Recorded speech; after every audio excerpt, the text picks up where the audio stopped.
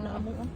mga we are not paid by the Marcos. No. Yeah, we are here to sympathize. We are from Belgium, Germany, and Lumipat pa kayo? Germany with our own money. Our reporter from ako rin, taga ABS-CBN, Sen Hernandez po. Sen Hernandez. She's also reporting, taga dito I'm sa an Netherlands. ex-mayor of Kabakan. Talaga? I'm a two-termer. Baka pwede My kayong tumayo sa husband likod is niya. also a mayor. Ay, hindi. And Gagamitin niyo lang kami eh. Bakit Against naman? naman kayo kay Duterte, di ba? Oh, Against kayo. She's a Yes. She tried to check the health of our president. He's an 80 years old by March 28. So pwede nga po, He was diba? kidnapped in the Philippines. Oo. Kasi parang we will mention na nandito yung supporters.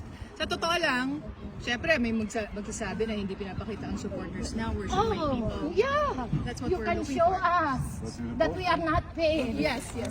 sir. And he's my husband. Are you married to Yeah. He married at the Manila. From the Philippines. Yeah, Yeah. over here. Kanina lang sis, oh. Sis, kanina lang mag-email lang. Email mo.